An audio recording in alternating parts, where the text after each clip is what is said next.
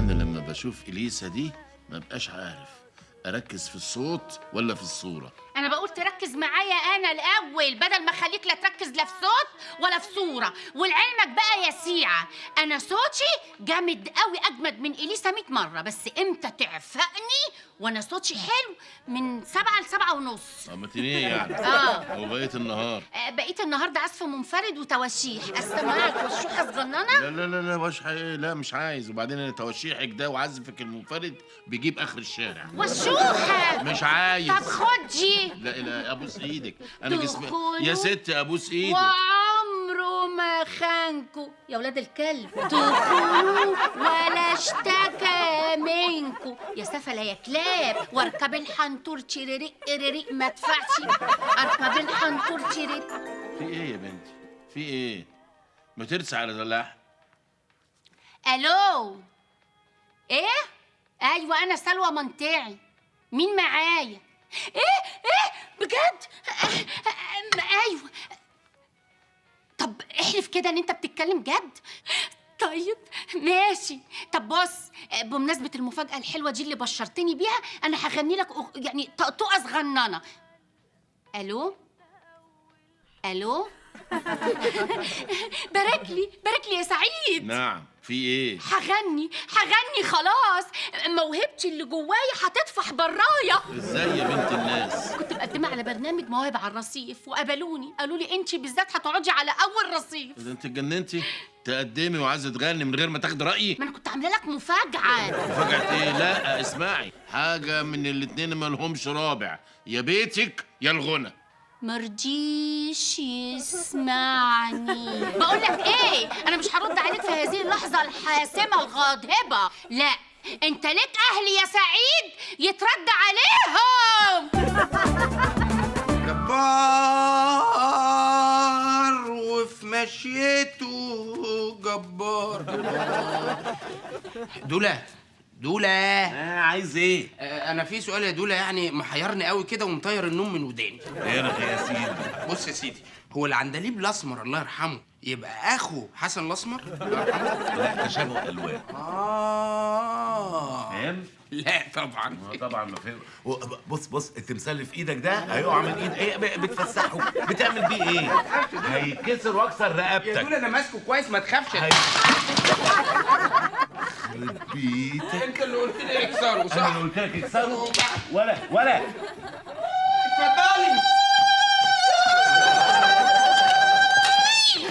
من غير لا سلام ولا اي كلام ولا من غير اتفضلي ولا من غير تشربي ايه. ها اهدي بس عشان نتفاهم. بقول لك ايه، لا تقول لي اهدي ولا تقول لي اقعدي ولا تقول لي تشربي ايه ولا تقول لي مالك ولا اي حاجه خالص. طب خلاص يا ستي قولي البقين اللي انت عايزه تقوليهم واتكلي على الله ورينا عرض كتافك.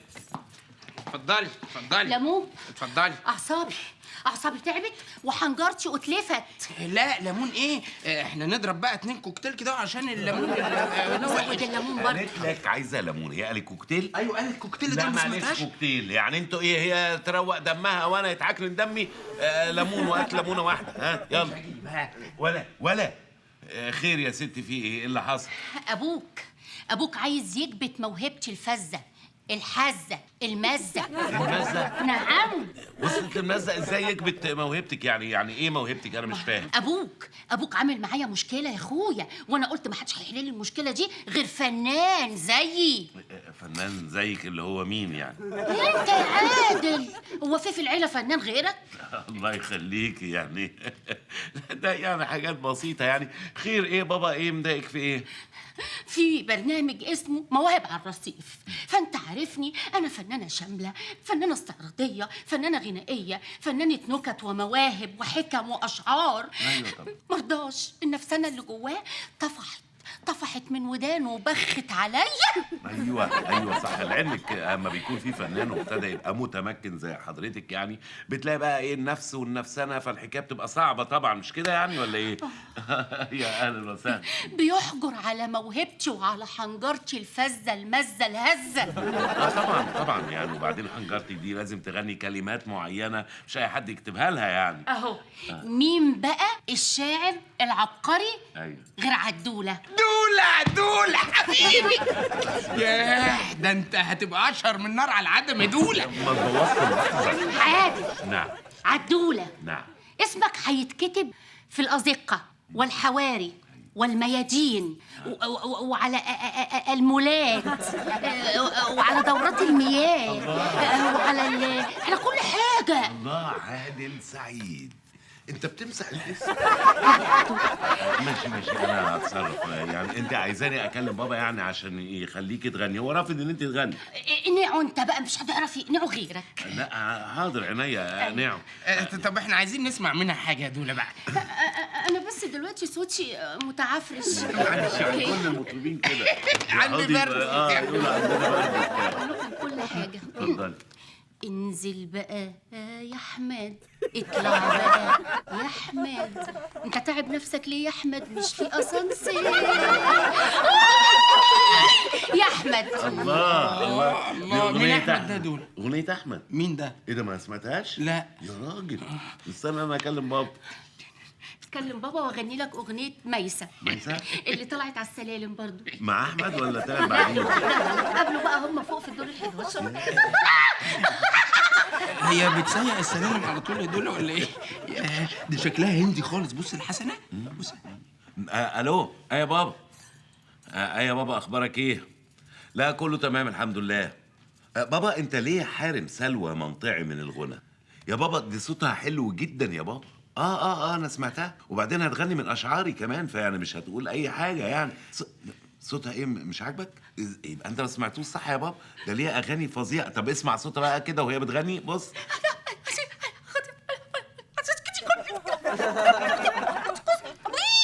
دولة هي هندية، دولة بتغني. بص الحسنة هندية. ايه صوت ايه؟ لا يا بابا، التليفون ما قطعش ولا حاجه، ده هو صوتك كده. ما هو ده بقى الغنى الحديث يا بابا. لا مطربة شوارع ايه يا بابا؟ يا بابا لا مش عارف. لا ده هي نفسها كانت اتخضت. لا معلش يا بابا. بابا لازم يبقى فيه ثقافه. فين الثقافه؟ فين الفن؟ فين الاحساس؟ فين الرصيد؟ الو بابا.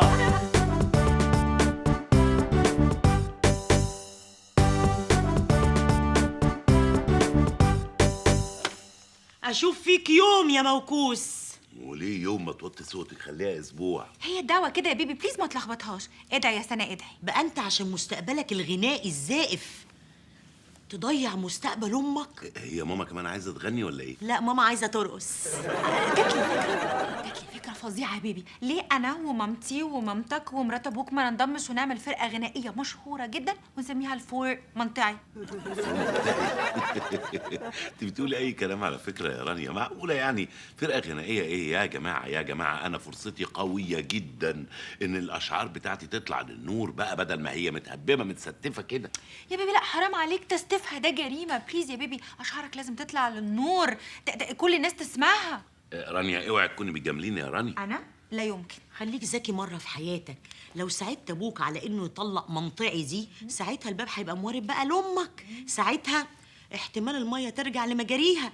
انت اكتر واحد مستفيد من التجربه دي. قول لي ليه؟ ساعتها هتبقى راجل و5 ستات بس. يا سلام واللي هو اخلص منك انت كمان يا سناء، ابقى راجل و4 ستات وبس. امين يا رب العالمين، يا رب بقى نخلص بقى. ونفسي بقى كمان ابقى راجل و3 ستات. وبعدين انسى، قاعده على قلبك عانس للابد. طب دلوقتي مشكلة بقى تانية خالص بقى يا سناء، ان انا وعدت منطقي ده ان انا هديها اشعار. يعني انا مش فاهم اعمل ايه بقى، يعني منين بقنعها ومنين اقول لها لا ما ينفعش؟ طب ما ده العادي يا بيبي، هي دي اول مره يعني تغير فيها كلامك، ده على طول. على رايك انا بغير رايي في اليوم مثلا بتاع 50 مرة. المهم المصلحة. انا شايفه من وجهه نظري ان الموقف الان شديد الاشتعال الغنائي، فانا من وجهه نظري ان انت تجيب بنزين وتسكب كميه قليله او كثيره على الموقف لكي يشتعل. ماشي، انا هتصرف. وحياة اللي اللي في ايدك ده كله، وحياة المبسم الذي يلمس شفتيك الصغنطتين، اسمع ابنك هذا، ابنك مرهف الحس، الشاعر العظيم، شاعر الأزقة والحواري والميادين ودورات المياه والدورات الأولمبية. ما تحرجنيش بقى ولا يا عادل. انت من امتى يا واد مرهف الحس اللي بتقول عليها دي؟ انا اول مره اسمع الموضوع ده يا بابا صراحه يعني. مرهف مراهيفه عادل مراهيفه. قول يا شاعر يا مرهف. صراحه يا بابا يعني انا بعد ما درست الموقف كويس قوي اكتشفت ان حضرتك عندك حق في انها ما ينفعش تغني. يعني ايه تبقى مراتك بتغني ومغنيه شوارع ورصفه؟ لا، ما انا غيرت اتجاهي، غيرته خالص. انا خلاص اتفقت مع عبد المطلب هيجيني بكلماته، وعبد الحليم باحساسه، وعبد الرحمن ابن خالتي بالطبنجه بتاعته هيقفل شارع 9، وهنقعد بقى فيه نعمل كل اللي نفسنا فيه. قول يا مرهف، دافع عني. بابا صراحه انا جاي النهارده عشان احييك على موقفك الرافض لاي اغنيه واي موهبه على الرصيف. بتقول ايه؟ احنا هنقعد نصرخ ولا ايه؟ بقول ان انا رافض يا بابا ان مراتك تغني. ان انت كمان بتحافظ انا ما يهمنيش الاشعار بتاعتي. بابا يحافظ على سمعه العيله، دي اهم حاجه. وبعدين لعلمك انا اغنيه ياما مطربين كتير جدا كانوا عايزين ياخدوا الاغاني بتاعتي وانا كنت برفض يعني. بجد يالا؟ ها؟ زي مين؟ يعني مثلا عندك المطرب اللي طلع في الاخر ده، فاكر. وعندك المطرب اللي طلع في الاول، وكان في 2 مطربين في النص طلعوا برضه كده بس نزلوا على طول. اللي يشوف كلامك امبارح في التليفون يا ابني ما يشوفش موقفك النهارده بالشكل ده. لا اصل انا صراحه يا بابا الكلام بتاعك هزني جامد قوي، وخدت الكلام بتاعك دورته جوه دماغي ورجيت دماغي جامد. قلت لا ما ينفعش، انا مش مهم جدا كلماتي تتنشر، مش مهم خالص ان كلماتي تتغنى، المهم موقفي معاك انت يا بابا، لان موقفك موقف بطولي ولاول مره في حياتك يا بابا. جبتك يا عبد المعين تعين، لقيتك يا عبد المعين مش فاضي بتنخور في التين. بالعكس ده موقف بطولي. شفت بقى؟ ذاك الشبل من هذا الاسد. يا حضرات القضاة، يا حضرات المستشرقين، إن هذه المتهمة الماثلة أمامكم أرادت أن تلطخ سمعة أبي الماثل أمامكم في هذا بجانب الشيشة، ولكنه رفض رفضا تاما، ولذلك حاولت مرارا وتكرارا أن تجذبني إلى رأيها حتى أقنع أبي بما لا أرضاه، ولكنني في النهاية رفضت وقلت لا ثم لا ثم لا. أغيثونا الغوث. برافو عليك، برافو يا ابني. أغيثونا، هي المجاري ضربت عندكم؟ ايه هتوقعي ليه؟ اسمعي يا سلوى، انت طالق. أنا؟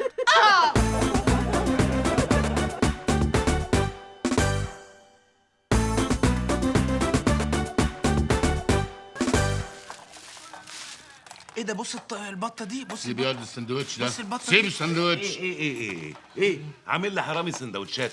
انا جايبك تساعدني ولا تسرق السندوتشات بتاع بابا؟ ايه دول بقى؟ ايه الظلم ده؟ مش انا اللي رحت جبتهم يا عم، ده طباخ الرز بيدوقوا يا دوله. عاجبك كده يا بابا جو السندوتشات اللي انت عامله في القهوه؟ خليت اللي يسوى واللي ما يسواش يتكلم. قصده عليا انا يعني؟ يا ابني ما هي باينه، ما انا مشاور عليك. انت السبب يا سيدي، عملت بيها احمد زكي وقعدت تترافع لغايه لما طلقتها. يا بابا الحياه مش هتقف على منطع واحد. ايوه يا دوله، اكيد يعني اتوبيس حياتك يا عمي مش هيقف بقى عند منطع واحد، لا لازم يتنطع في كذا حته تانية. يا رمزي ده كلام جامد قوي اللي انت قلته، تستاهل سندوتش يا خد. ربنا يخليك. طب تحب اقول نفس الجمله وتديني بقى واحد فول؟ لا مش عايز رخي، انت قطيس ولا ايه؟ يا ابني لخبطتني، انت عايزني ارجع سلوى ولا ايه؟ بص يا بابا بلاها سلب، خد انعام. واللي ياخد انعام بعدها يبقى مفيش كلام. ايه ده هنا الكلام ده؟ انت ربنا خد يا سندوتش تاني وركز معايا واديك طرش كمان. طيب اقول نفس الجمله تاني وتديني. ويعني هي امك هتوافق؟ ارمي انت بس الكوره في ملعبي وملكش دعوه. اللي طلقك من سلوى يجوزك انعام. الكلام اللي بتقوله بتقوله ده يا عادل؟ انا ارجع لابوك تاني جامي. يا ماما انا عارف كويس قوي يا ماما ان حب بابا لسه مكلبش في قلبي. يا سلام. ماما خلاص بابا بصم بالعشرة بعد كم السندوتشات اللي كلها هو على القهوة. احسن عشان يتأدب كمان وكمان. والنبي والنبي يا انتي بليز، يعني بلاش تتقلي قوي كده، لان هو في ثانيه ممكن يبيعك ويرجع لمنطقي تاني، ثم ان هو ممكن يكنسلك من حياته وتبقي هوا، فبليز تنازلي شويه. بالظبط يا ماما. وبعدين كمان بابا رمى الكوره في ملعبي، انت ما عليكي غير ان انت تعدلي الكوره وتشوطي. ايوه يا ماما بقى الدوري بدأ يديله. انت فاكر ان انا هقتنع بسهوله؟ ولو اقتنعت انا ليا شروط. ايه شروطك بقى يا ماما؟ لازم اتعرف عليه وادرس اخلاقه وطباعه وعاداته وتقاليده. يا ماما تدرسي ايه؟ انت مخلصة عليه وعلى المنهج من بدري قوي. من حقها الست يعني، ما المناهج بتتغير كل سنه، ادوها فرصه. ماما انت بتتكلمي جد؟ لازم يبقى فيه فتره خطوبه.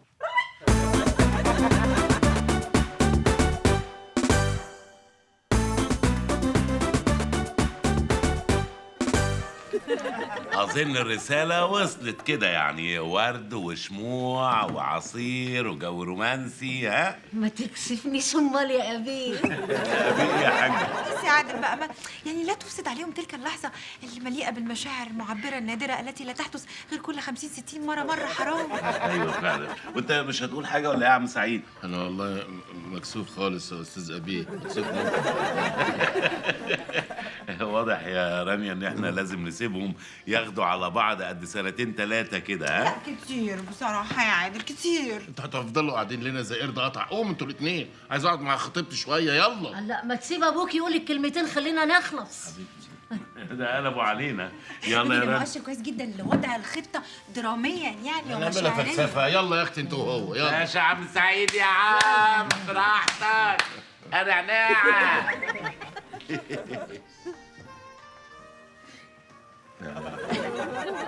وحشتيني قوي يا نعم. ميتو يا سعيد. ايه ده؟ مين ميتو ده يا نعم؟ والله ما انا عارفه، هي مجيده قالت لي كده، لو قال لك وحشتيني قولي له الكلمه دي، بس ما تقلقش ده حد قريبنا. بجد؟ بس عارفه صغرت يا بت، صغرت يجي 60 سنه والله. انت اللي نظرك ضعف. لا انا نظرة حلو وشايفك حلوة على طول. يا رب ما يرقد لك جته ونظرك يفضل 6/6. انت هتشحتها يا نعم. الله، ده احنا لحظة رومانسية رومانسية. لو ايه؟ رومانسية. رومانسيه. شبه حبيبتي. تحسي انهم جوز زغاليل في سنوات الضياع. يا عادل بيجننوا يا عادل، عصافير يا عادل، حرام. اللحظه المعبره دي فكرتني بايام زمان يا عادل، اول ما عرفنا بعض. منورنا يا سعيد يا ابني. النور نورك يا عمي. يا عمي قصدي يا عادل يا ابني. صراحة إنعام العروسة يعني اللي هي ماما حكت لي كتير قوي عنك وعن أخلاقك وعن ذوقك وعن تربيتك، قالت كلام كتير قوي. أشكرك قوي يا عادل يا ابني يا عمي. هي أمال أمك فين العروسة؟ موجودة بس أكيد دلوقتي هي بتتصنت علينا أهي. الف مبروك. الله يبارك فيكي. بتتكوري والنبي. اتفضل يا عريس، اتفضل. زغروطه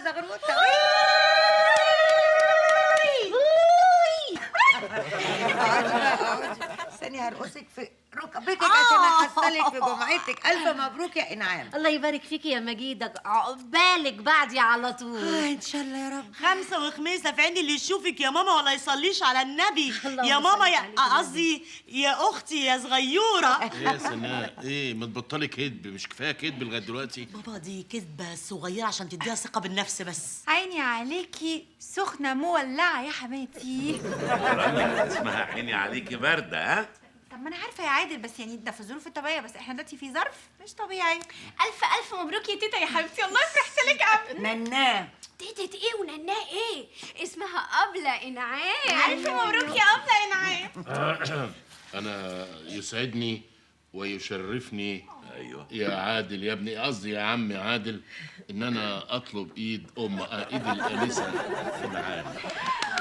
وانا تحت طلباتكم في اي حاجه. لا مدام تحت طلباتنا، يعني احنا صراحة ملناش اي طلبات غير ان انت تاخد العروسة وتتكلوا على الله. بس انا ليا طلبات. بس يا بنت انعام. وبعدين وبعدين يا ولد، وبعدين انا إيه؟ ليا طلبات ولازم تتنفذ. طلبات ايه يا وليه انت على الصبح؟ ايه الطلبات دي؟ لا وبعدين يا سعيد ما انت شايفها مش سامعها؟ ايوه ما ينفعش توصل انك انت تقول لها يعني يا ولية، عيب يعني. شوف من اولها وبيقول كده، امال لما يشرب الشربات هيعمل ايه؟ طب ما تقولي وتنجزي قبل ما يطفش الراجل. يا جدعان استنوا شويه. ايوه عروسه ومن حقها تطلب اللي هي عايزاه. أيوة. سيبوها تعيش اليومين اللي فاضلين لها. انا عايزه اتعامل كاني عروسه. حد قال لك ان انا هعاملك كانك دبدوب؟ الله، انا عايزه شبكه 3 غوايش ودبله وخاتم ومحبس. بس كده عينيا الاتنين. احسن شبكه ليكي دهب صيني نمره 1 ما تفرقيهوش عن الحقيقه. يا سلام كده عداك العيب وازح، المهم تاخدها وتمشوا. وبعدين أوضة النوم مش هدخل عليها بتاعت سلوى منطعي، لا أنا عايزة أوضة نوم جديدة من دمياط الشقيقة. يا عم انت سلوى منطعي مين؟ الأوضة النوم دي بتاعتك انت ناسية 55 سنة الأوضة دي بتاعتك انت اللي داخلة عليها. كده عداك العيب برضو يا سعيد يا ابني. خدها وامشي. والمطبخ؟ المطبخ ده على العروسة. أبي عادل هيجيب لك المطبخ. كده العيب ما عداكش، خلي بالك العيب ما عداكش. أنا عايزة أوضة نوم أطفال. ناس الجنيه أطفال إيه يا ست؟ من حقي كعروسة في عز شبابها يبقى عندي أوضة أطفال. خلاص يا ماما. دي عندي انا وعادل، مش كده يا عادل؟ على اساس ان احنا اطفال يعني، ما احنا يعني هما ايه يعني يا ماما شايفانا انا وسناء ان احنا اطفال كون يبقى عندنا اوضه؟ لا مش هنيجي نزوركم، خلينا قاعدين هنا، مش كده يا سناء ولا ايه؟ أطفال إيه؟ مش عايز أنا أطفال إيه يا نعام؟ إيه يا سعيد مالك في إيه؟ الله بتقولي أطفال إيه دول؟ حاجة من حقي يا أخي. يوه معلش حقك يا جماعة أرجوكوا إحنا خلينا نفرح، ده حتى الصلح خير كما قال الشاعر العظيم البحبحاني. يعني عايزة 6 أوضة أطفال، نوسطن بقى الرغبات. العالم دي اتجننت بقى. الحمد لله إن أنا ما مسحتش نمرة منطعي.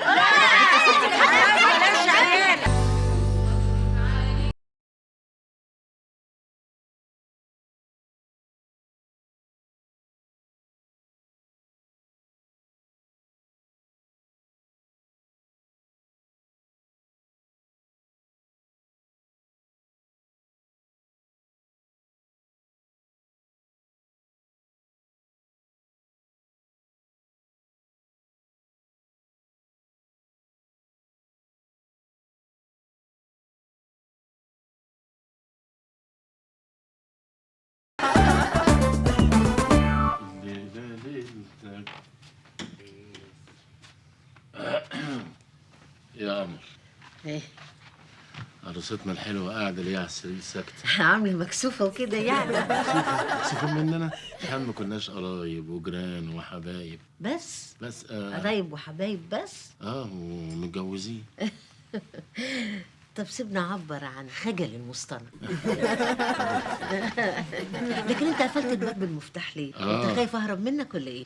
لا بس عملته كده اجراء احترازي. اه خايف لا تكوني مثلا زي زمان بتمشي وانت نايمه، انت ناسيه؟ يا شقي انت لسه فاكر؟ دي حاجه تتنسي يا نعم. يعني انا فاكر اخر مره لما مشيتي وانت نايمه ورحت جبتك من على الدائري. ايه ده لا انت هتقلع الجرافته قدامي، لا ما يصحش. هتعملي ايه لو قلعت الحزام؟ انا هفضل مغمضه كده على طول ولا ايه؟ ما تخلص بقى. خلاص اهو. يوه ايه الرخامه دي؟ مين بيتصل دلوقتي ده؟ بيتصل؟ يوه عادل ابنك عادل. الو. ايوه يا عادل. ايوه يا حبيبي. ايه الرخامه دي؟ يلا حد يتصل دلوقتي؟ الله انت مالك؟ بنعمل ايه ده؟ انت سئيل قوي. اسكت مالكش دعوه يا اخي. الله دي حاجه بيني وبينها. ادينا اكلمه كلمتين في عظمه. ده رخم يا شيخ والله. امشي بقى. ده انت رخمه انت واختك ومراتك. يا ساتر. ايوه يا اموره، احنا كنا بنقول ايه؟ كنا بنقول هجيب لك العشاء اللي عاملاه البت سناء، اما اجيبهولك. قوينا يا رب.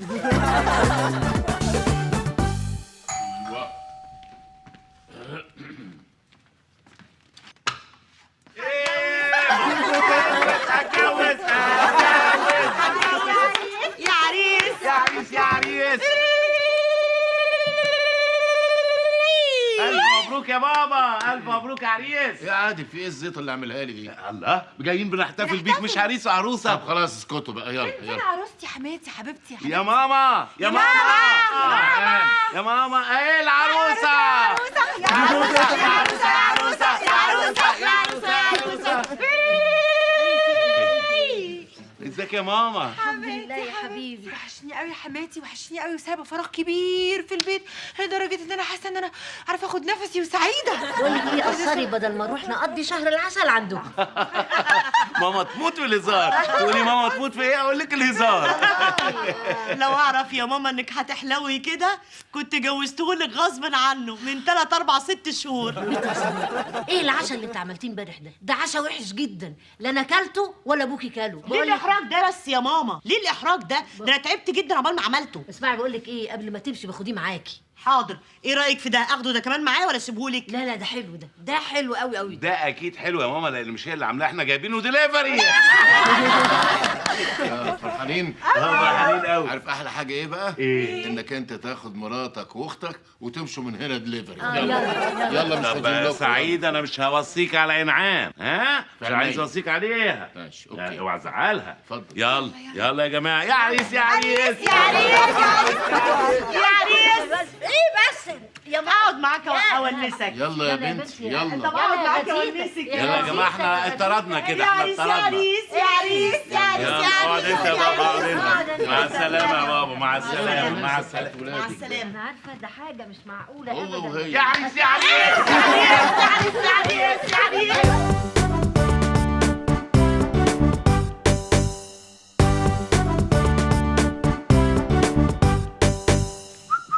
ايه هنهزر ولا ايه؟ اهو بهزر يا دوله. لا انا ما بحبش الهزار، انا المدير بتاعك وانت راجل شغال معايا هنا وخلاص. انسى حكايه ابن عمي دي. ما انا نضفت بقى هنا بقى دوله.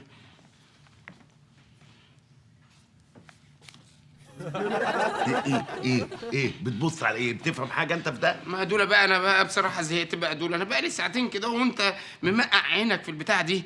بقول لك يا دوله، هي الكلمات المتقطعه دي اللي انت بقى لما هتحلها بقى كده وتملى كل الفراغات السوداء، يعني هتبقى انت فزت ساعتها. الفراغات السوداء املاها، ما هي مليانه جاهزه، وبعدين دي اسمها كلمات متقاطعه مش متقطعه يا هبل. ياه، امال ايه؟ طب دوله دخلني بقى في المتقطعه دي معايا. يا ابني دي مش هتعرف، لان دي اساسا بتخلي الواحد مثلا مش بتدور على فوز ولا خساره ولا حاجه، لا اهم حاجه انك انت توسع المدارك، ها، ويبقى افقك منفتح. لا انا مش عايز اعمل اي حاجه، انا جسمي كده عاجبني يعني.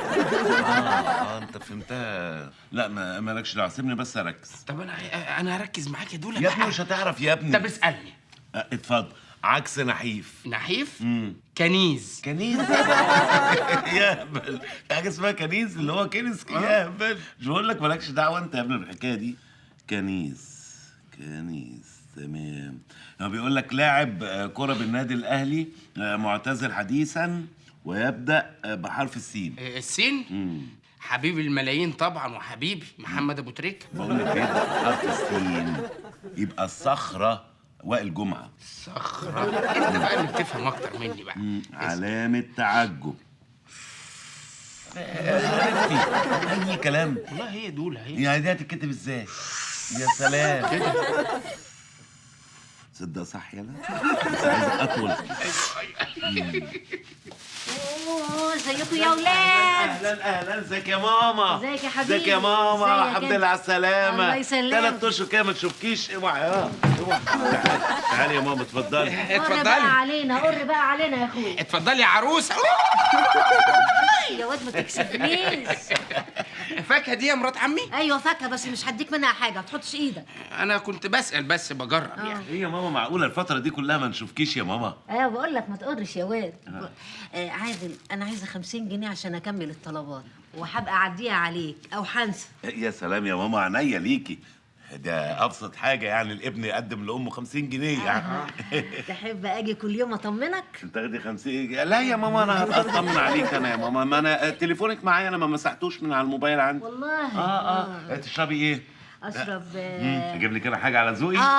رمزي، نعم. هات واحد كوكتيل لماما. لا يا دوله، الكوكتيل ده ليه يعني؟ بقول لك روح هات كوكتيل لماما وانت مالكش دعوه. اجيب لنا حاجه كوكتيل. انت شيلني، خدني في حنانك خدني عن الغناء وابعدني. لا يا اختي ما ينفعش. ها شفت بقى غنى الرصيف عمل لك ايه؟ افادك بايه غنى الرصيف ده؟ افادني بايه؟ طلعوا نصابين فعلا، تربيه ارصفه وازقه وشوارع. عملوا ايه؟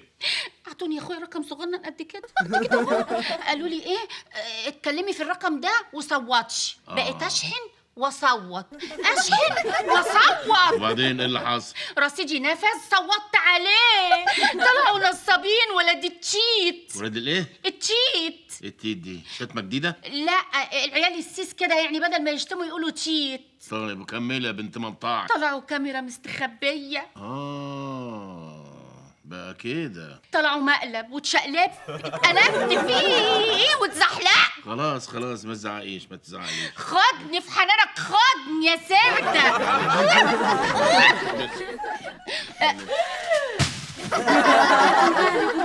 يا سعيد بتغني مع بنت المنطعي؟ نعم ما تفهمينيش غلط، يا قصدي يا شيرين يا نعم. بتستنطعني يا سعيد مع بنت المنطعي؟ حبيبتي حبيبتي استوبي عندك.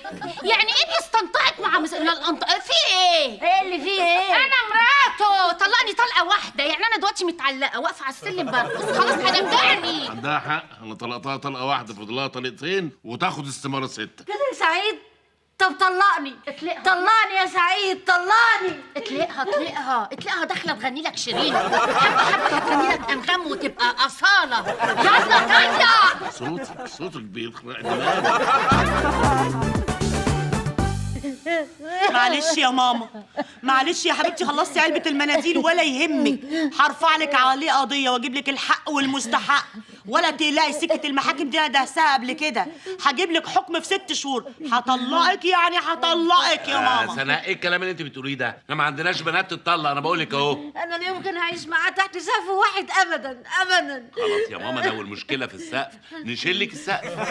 خايف غشاش، راجعه له بكيس الفاكهه وال50 جنيه. بمناسبه ال50 جنيه هي لسه معاكي ولا صرفتيها؟ هبديها لك تبان عليها ذوق.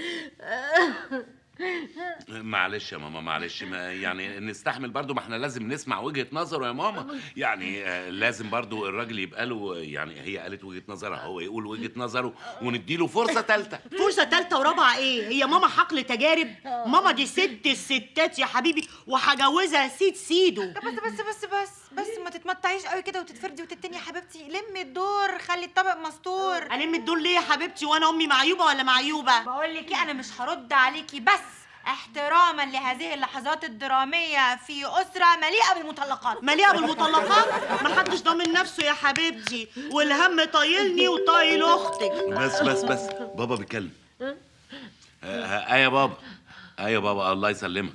ايه اللي انت عملته ده يا بابا؟ يعني معقوله يا بابا؟ يعني ما اتصرفتش ليه يا بابا؟ يعني مثلا كنت اخبيها، ارميها من البلكونه. صح، انت في الدور الاول. طيب ايه اقول للماما ايه؟ لا ما افتكرش هتوافق يعني يا بابا. لا مش معقول. ماشي هعمل اللي عليا واقول لها ماشي. سلام يا بابا، سلام. ايه قال لك ايه الخاين الغشاش ده؟ بيقول ان هو رجع سلوى منطعي، ولو عايزه ترجعي البيت تقعدي معاهم، يعني لا اما يطلقك. الخاين الواطي هان عليه حب 50 سنة. بقول لك ايه، طلعني منه. بقول ماما ايه في ايه؟ ماما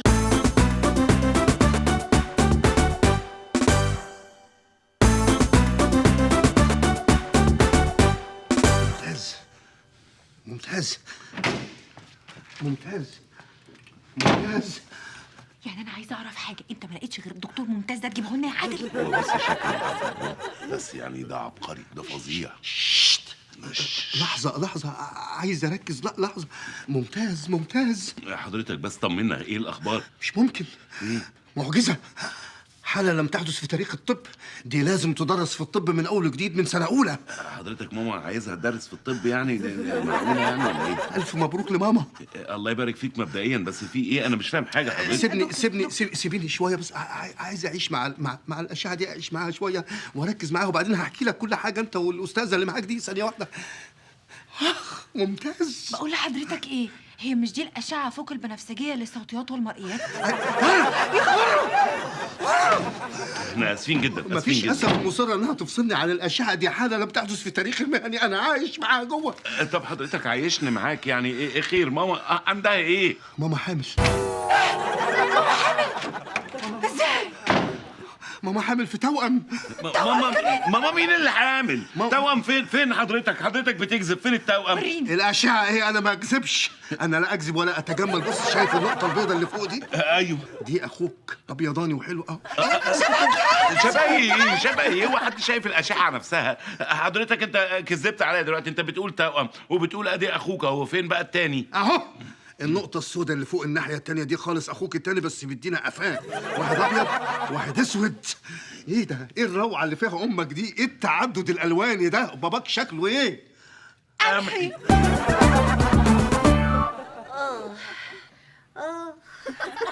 والله عملتيها يا انعام. لا وايه توأم؟ عقبالك يا مجيدة، بس يكون في شهر 5 الساعة 5 يوم 5.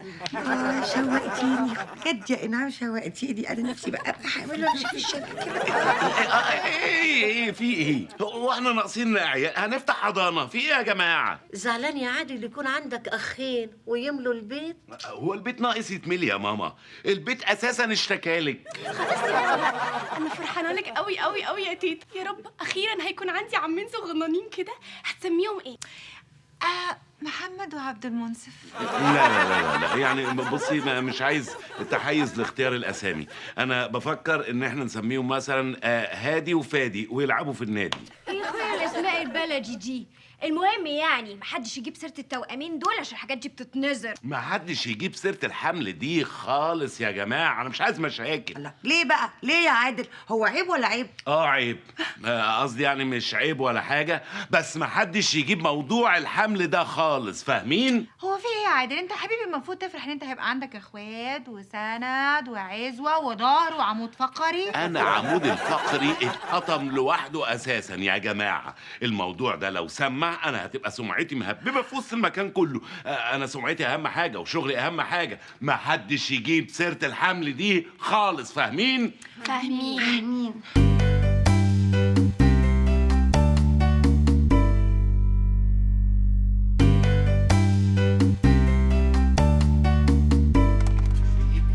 اوعى صاحبي السلام عليكم. عليكم السلام. ألف مبروك يا أستاذ، إحنا سمعنا إن أمك حامل وفي توأم. ربك عايزك يا أستاذ، ما تنساناش بقى في السبوع والرز بلبن. وما تنساناش في الحمص والكسكسي والملبس عشان تتدبس، واهم حاجه يا استاذ عادل بعد امك ما تخلف التوأم تسمي منهم واحد حته والتاني رمز. ولا هم عرفوا منين ان ماما حامل يا؟ من انا يا دوله طبعا، امال ايه؟ وانت عرفت منين؟ من نقنق. ما اصل احنا عاملين اتفاقيه خبص مشترك، هي بقى تقول لي على كل حاجه في البيت، وانا بقى اقول لها على كل حاجه اللي بتحصل في البازار، وعنك كمان يا دوله. ماشي اما بركتك انت وزفت نقنق دي. يا استاذ عادل دلوقتي احنا مش وقت محادثات، احنا نروح نجيب الشربات والغربال عشان النونو التوانسي اللي جايين في السكه يا استاذ عادل. ربنا يقومك بالسلامه يا رب يا مرات عمي. امين. يا رب يخلي لك يا دوله اخواتك اللي جايين في السكه. امين. يا رب تعمل لنا في السبوع بدل الفشار كوكتيل. امين. بس خلاص مش ناقص فضايح، لا لسه ناقص فضحتين، قصدي دعوتين وبعد كده هخلص يا دوله. كلمة تانية وهفجر دماغك يا رمزي. امين. يا استاذ عادل احنا هنحزن العيال الصغيره دول، نونا لسه جايين في السكه، وبعدين الست انعام امك تستاهل كل توأم بالسعاده. هو عارف اسم ماما منين؟ مني يا دوله، ما دي تفاصيل لازم اقولها. ماشي فضحتني في القهوه يا كلب، فضحتني. مش القهوه بس يا دوله، لا ده عند بقى اصحاب البازارات ومحلات الكشري ومحلات العصير والبائعه الجائلين. ماشي. ربنا يمتعك بالسلامه يا رب يا مرات عمي. امين. ربنا يخلصني منك يا رمزي. امين. ايوه هو بص الواد ده مناخيره مقلقسه كده زي القلقاسه، وودانه مطنقره وقرطه باظه. عادل ازاي يا ابني؟ ازاي؟ يا بابا مش مسألة ازاي، مسألة ربنا أراد والحمد لله ماما حامل وفي توأم. يا ابني ايوه انا عارف، بس ازاي؟ ازاي؟ بابا انت 10 مرة تسأل حكاية ازاي دي. انت هتعد عليا في ايه؟ بقول لك ازاي. مش بعد عليك يا بابا، يا بابا التوأم اللي ماما حامل فيهم دول اذا اثبتوا حاجة هيثبتوا ايه؟ ان ماما ما زالت بتحبك حتى لو بعد 40 ولا 50 سنة ما زالت بتحبك. بقول لك ايه اللي ما زالت بتحبك؟ انا اللي بحب الراجل ده واساله. امال مين اللي بيحط له اللوبيا والفاصوليا والرز مع قطع اللحمه؟ دي سلطة؟ والله الراجل ده هيعيش مع الست دي والست دي هتعيش مع الراجل ده، ماشي؟ انا بس عندي سؤال واحد يا ابني. اتفضل. ازاي؟ ازاي؟ انا بناشد فيك روح الابوه. الولاد دول محتاجين لاب، محتاجين لما يطلعوا للنور يلاقوا ابوهم يقولوا له بابا يقول لهم نعم، محتاجين ان ابوهم يبقى موجود معاهم ويربيهم على الاقل 20 30 40 سنه. لا، يتربوا في عزك انت ربيهم. الراجل ده هيربي الست دي عشان الست دي ناقصه تربيه. ايوه. خير يا دكتور شلتوت، حضرتك قلت عايزني في موضوع مهم جدا، ممكن اعرف ايه هو الموضوع؟ انا خلاص بقت فضيحتي بجلاجل، طول ما انا ماشي في الشارع اخد توينز راح اخد توينز جه. خير يا دكتور اتفضل. انا طلع عيني على ما عرفت عنوانك، قعدت ادور في كل حته لغايه ما عرفت البازار وجيت جري على ملا وشي. يعني انا عايزك تمسك اعصابك. انا بعمل مقدمه للموضوع لان الموضوع حساس. ما تخش في الموضوع على طول يا عم، خش في الموضوع ومن غير دكتور، خش على طول في الموضوع عشان بص انا مش ناقص، انا يعني بص اخلاقي اساسا في مناخيري. اتفضل. هقول لك، انا حياتي الطبيه والمهنيه مبعثره، ملابسي مبعثره، عيادتي مبعثره، شعري مبعثر. انت جاي لي عشان احلق لك وانا احلق حضرتك؟ انا عندي بازار. انا هخش في الموضوع. يا ريت حضرتك خش. ايه محتاج تخبط؟ اتفضل اتفضل خش اتفضل. الاشعه اللي انا وريتها لك وريت فيها الاخ الابيض والاسود مش بتاعت الست والدتك، امك مش حامل. ايه ده؟ امال امك انت اللي حامل؟ هريد الفص دي الاشعه بتاعت مراته. هريد الفص ده بتاع محلات عصير هريد الفص اللي انا بشرب عنده ببلاش. مراته هي اللي حامل، هتجيب ولد اسود ولد ابيض، وكانوا متصورين سيلفي في الاشعه. فانا اسف، انا اقولها لك، مامتك مش حامل وما تزعلش مني. انت فرحان جدا. انت بتعيط ليه؟ يعني ماما مش حامل؟ يا ومرات الفصل اللي حامل؟ ايوه. يعني ماما ما فيهاش بيبي؟ ما فيهاش بيبي. ما فيهاش بيبي. ما فيهاش بيبي. ما فيهاش بيبي. لا لا لا ما فيهاش بيبي. لا لا لا لا